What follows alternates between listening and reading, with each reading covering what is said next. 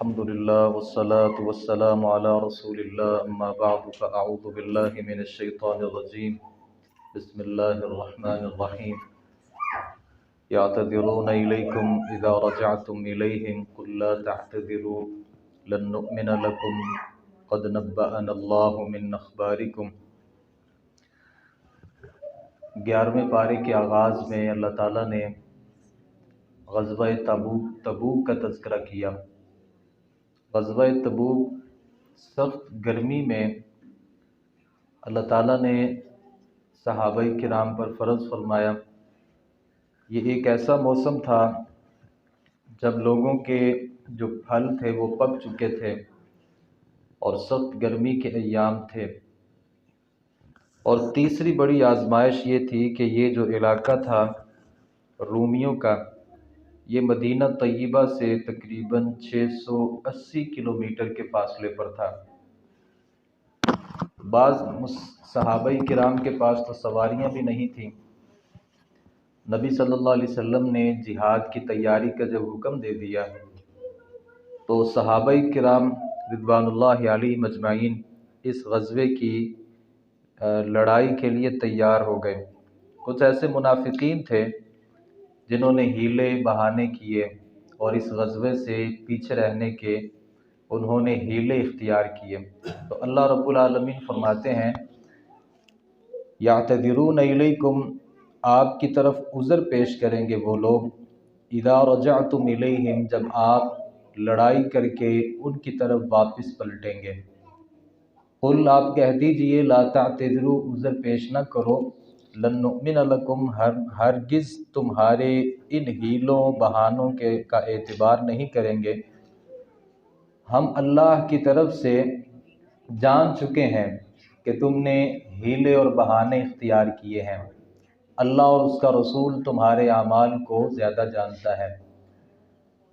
بعض منافقین ایسے تھے جو پیچھے رہ گئے، اور جیسے ہی نبی صلی اللہ علیہ وسلم واپس آئے تو انہوں نے اپنے عذر پیش کیے اور کہا کہ ہمیں یہ مسئلہ تھا، ہماری یہ غلطی تھی، یہ کمی اور یہ کوتاہی تھی۔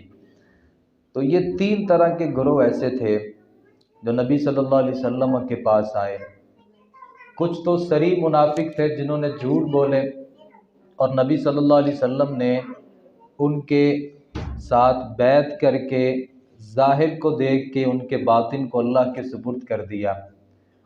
اور کچھ ایسے صحابہ کرام تھے جن کی تعداد 6 ہے، جنہوں نے اپنے آپ کو مسجد نبوی کے ستونوں کے ساتھ باندھ لیا اور کہا کہ اس وقت تک ہم یہاں سے حرکت نہیں کریں گے جب تک نبی خود آ کے ہماری ان رسیوں کو کھول نہ دے، یا اللہ ہمارے بارے میں کوئی حکم نازل کر دے۔ توبہ کا یہ انداز اللہ رب العالمین کو اتنا زیادہ پسند آیا کہ اللہ تعالیٰ نے ان لوگوں کی توبہ کو قبول کر لیا۔ اور تیسرا گروہ ان لوگوں پر مشتمل تھا جنہوں نے اپنے آپ کو مسجد نبوی کے ستونوں کے ساتھ تو نہیں باندھا، لیکن نبی صلی اللہ علیہ وسلم کے پاس آئے اور اللہ کے نبی صلی اللہ علیہ وسلم سے کہا کہ ہم نے غلطی کی ہے، ہمارے پاس کوئی عذر نہیں تھا۔ یہ 3 صحابہ کرام تھے، کعب بن مالک، مرارہ بن ربیع اور ہلال بن امیہ رضی اللہ عنہم۔ نبی صلی اللہ علیہ وسلم سے کہا کہ ہمارا کوئی عذر نہیں ہے، ہم نے جان بوجھ کے اس غزوے سے ہم نے راہ فرار اختیار کی ہے، اب ہم آپ سے معافی کے طلبگار ہیں۔ نبی صلی اللہ علیہ وسلم نے کہا کہ اللہ رب العالمین آپ کے بارے میں جو فیصلہ فرمائے گا اسی کے جیسا آپ کے ساتھ سلوک کیا جائے گا۔ صحابہ کرام رضوان اللہ علیہم اجمعین کو منع کر دیا کہ کوئی آدمی ان 3 صحابہ کرام کے ساتھ گفتگو نہیں کرے گا۔ کعب بن مالک فرماتے ہیں کہ ہمارے لیے بڑا مشکل تھا کہ مرارہ اور ربیع بزرگ آدمی تھے، وہ اپنے گھروں میں رہ گئے، میں جوان آدمی تھا، مسجد نبوی میں نماز پڑھنے کے لیے بھی جاتا، بازاروں میں جاتا، لیکن کوئی آدمی میرے سلام کا جواب بھی نہیں دیتا تھا۔ میں نبی صلی اللہ علیہ وسلم کے پاس آ کر کے نماز پڑھتا، سنتیں پڑھتا، اور میں دیکھتا کہ کہیں اللہ کے نبی میری طرف دیکھ تو نہیں رہے، لیکن میں دیکھتا کہ اللہ کے نبی میری طرف دیکھ رہے ہیں، جیسے ہی میں نظریں ملاتا تو اللہ کے نبی اپنا چہرہ میرے سے موڑ لیتے۔ میں سلام کرتا تو میں آپ صلی اللہ علیہ وسلم کے ہونٹوں کی حرکت کو دیکھتا، لیکن آپ صلی اللہ علیہ وسلم کے ہونٹوں کی جو حرکت تھی وہ مجھے نظر نہیں آتی تھی، یہاں تک کہ 40 دن گزر گئے۔ اب 40 دنوں میں ایک دن ایسا بھی آیا کہ میرے ایک دوست تھے اور میرے چچا زاد بھی تھے، ابو قتادہ ان کا نام تھا، وہ اپنے باغ کے اندر موجود تھے۔ میں دیوار پھلانگ کے ان کے باغ میں چلا گیا، میں نے جا کے کہا کہ اللہ کو گواہ بنا کے بتائیے، کیا تم مجھے اللہ اور اس کے رسول کا دوست نہیں سمجھتے؟ تو وہ آگے سے خاموش رہے۔ میں نے دوبارہ سوال کیا، وہ پھر خاموش رہے۔ میرے سوال کا مطلب یہ تھا کہ کہیں تم مجھے کوئی کافر تو نہیں سمجھتے؟ جب میں نے تیسری دفعہ سوال کیا تو انہوں نے جواب دیا، اللہ و رسولہ عالم، تم اللہ کے دوست ہو، رسول کے دوست ہو یا نہیں، اللہ بہتر جانتا ہے یا رسول بہتر جانتا ہے۔ انہوں نے میرے ساتھ کوئی کلام نہیں کی، میں نے دیوار کو پھلانگا اور باہر نکل آیا۔ میں روزانہ بلا ناغہ ہر وقت میں رویا کرتا تھا اور میں اپنے ان حالات پہ بڑا پریشان تھا۔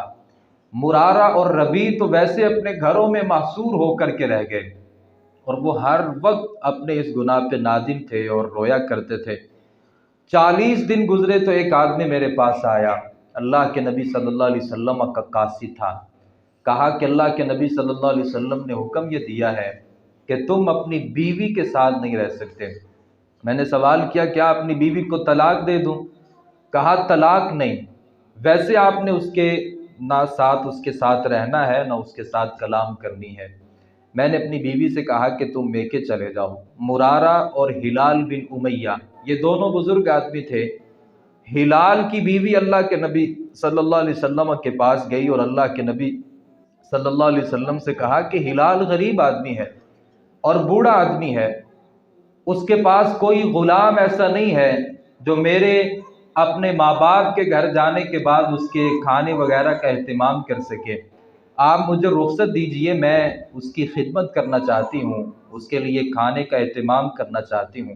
نبی صلی اللہ علیہ وسلم نے کلام کی اجازت نہیں دی، آپ نے صرف خدمت کی اجازت دی اور کہا کہ وہ تمہارے قریب بھی نہ آئے۔ تو وہ فرمانے لگیں کہ اللہ کے نبی قریب آنا تو بہت دور ہے، وہ تو ہر وقت رویا کرتے ہیں اور ان کو زمانے کی کوئی ہوش نہیں ہے۔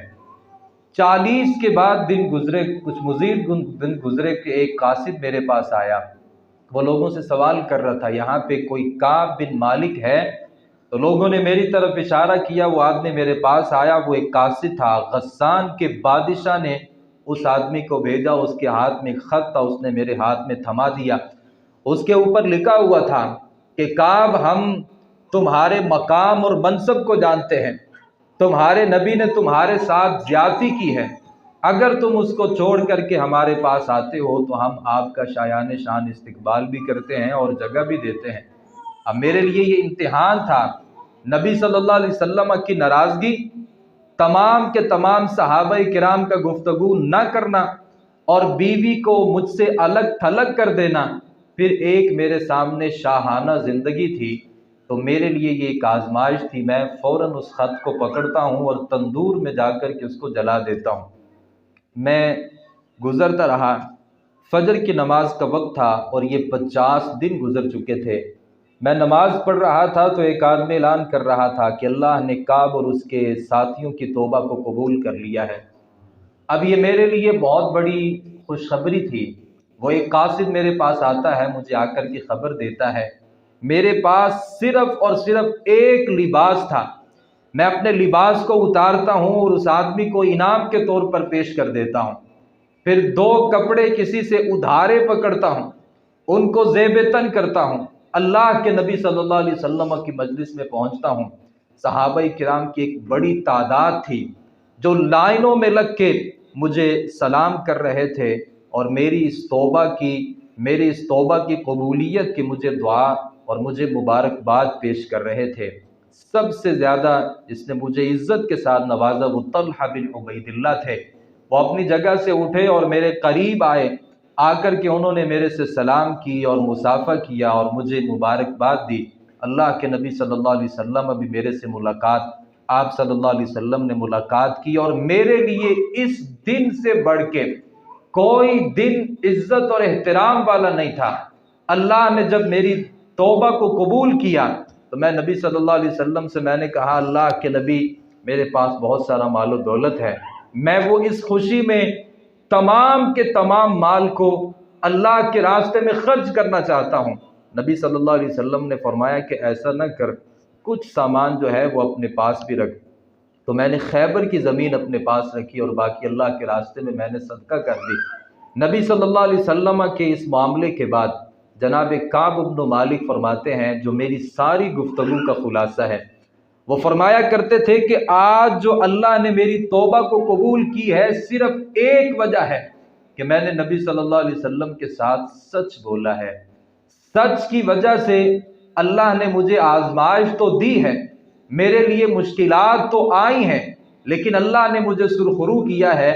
تو کعب بن مالک نے پھر تہیہ کر لیا کہ اللہ نے جو بقیہ زندگی رکھی ہے، میں زندگی میں کبھی جھوٹ نہیں بولوں گا۔ جو جھوٹ ہوتا ہے وہ انسان کو تباہ کر دیتا ہے، ہلاک کر دیتا ہے اور برباد کر دیتا ہے۔ وَإِنَّ الصِّدْقَ، جو سچائی ہوتی ہے نا، يُنْجِي، وہ نجات دیتی ہے انسان کو۔ سچائی لوگوں کو نجات دیتی ہے، جھوٹ جو ہے وہ لوگوں کو پھنسا کر کے رکھ دیتا ہے۔ تو کعب بن مالک رضی اللہ عنہ، ان کے بارے میں پھر اللہ رب العالمین نے قرآن مجید میں یہاں آیات نازل فرمائی، وَعَلَى الثَّلَاثَةِ الَّذِينَ خُلِّفُوا، یہ جو 3 صحابہ کرام پیچھے رہ گئے تھے، اللہ رب العالمین نے ان 3 کے 3 صحابہ کرام پھر کی توبہ کو قبول کر لیا، ہلال بن امیہ، مرارہ بن ربیع اور جناب کعب بن مالک رضی اللہ عنہ۔ اللہ رب العالمین نے سچ میں یہ ایک قوت رکھی ہے، اور جھوٹ میں یہ ایک خرابی ہے کہ ایک جھوٹ کو ثابت کرنے کے لیے پھر اگلا جھوٹ، اگلے کو ثابت کرنے کے لیے اس سے آگے جھوٹ بولنا پڑتا ہے۔ جس قدر یہ آدمی جھوٹ بولتا چلا جاتا ہے، اس آدمی کے لیے اتنی ہی مشکلات کے دروازے کھلتے چلے جاتے ہیں۔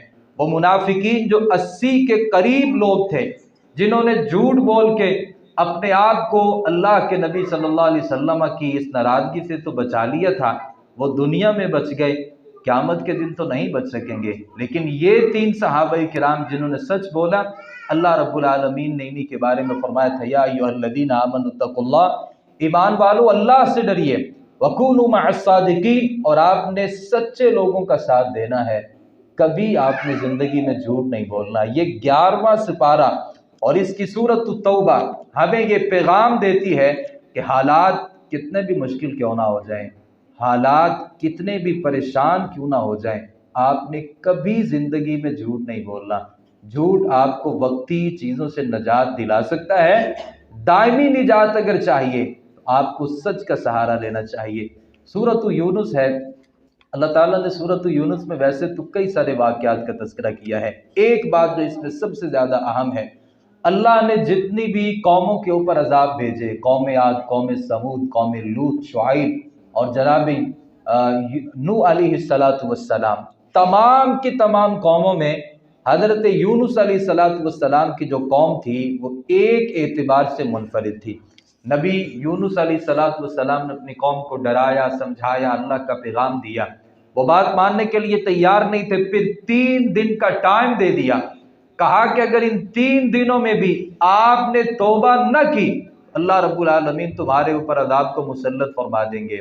اب جیسے 3 دن گزرنے کے قریب ہوئے، اللہ تعالیٰ کے جو عذاب تھا یہ لوگ اپنی آنکھوں سے دیکھنا شروع ہو گئے، پھر یہ لوگ بالآخر اپنے آپ کی انہوں نے توبہ کر لی۔ اللہ رب العالمین نے ان کا یہاں پہ تذکرہ فرمایا ہے کہ قوم والے ایسے کیوں نہ ہوئے کہ جب اللہ کے عذاب کو دیکھتے ہیں پھر وہ ایمان نہیں لاتے، الا قوم یونس، ہاں یونس کی قوم ایسی تھی، عذاب کو دیکھا پھر صحیح معنوں میں وہ ایمان لے آئے، اور اس کے بعد کبھی بھی اللہ کی نافرمانی نہیں کی۔ اگر عذاب ہم اپنی آنکھوں سے دیکھ لیں، ہم سے تو قوم یونس کتنی بہتر قوم تھی، ہم بھی اپنی آنکھوں سے عذاب دیکھتے ہیں، ہم بھی کبھی بھی اللہ رب العالمین کی طرف رجوع نہیں کرتے۔ آپ کبھی حیران ہوتے ہوں گے، कौम समूद और कौम आद और कौम लूत पे कि अजाब को देख लेने के बाद भी वो सीधे रास्ते पर नहीं आते थे। हम ये समझते हैं कि वो ज़माने के बदतरीन किस्म के लोग थे। मुझे ये लगता है कि ये बदतरीन किस्म के लोग शायद हम भी हैं कि हम भी अजाब को देखते हैं और हम भी तौबा नहीं करते। ये अल्लाह हमारे ऊपर अजाब नहीं भेजता। ये 2005 का ज़ल्ज़ला पूरी दुनिया उसको जानती है। आपने मुजफ्फराबाद के इलाके में देखा होगा, मोबाइल सोशल मीडिया भरा पड़ा है। अल्लाह ने जब ज़ल्ज़ले से कितनी ही बस्तियों को अल्लाह रब्बुल आलमीन ने जब ज़मीन बोझ कर दिया, हमारी नज़रों के सामने बड़ी बड़ी बिल्डिंगें ज़मीन के अंदर धंसा दी गई, लेकिन मजाल है कि हम में से कोई आदमी डरने वाला हो।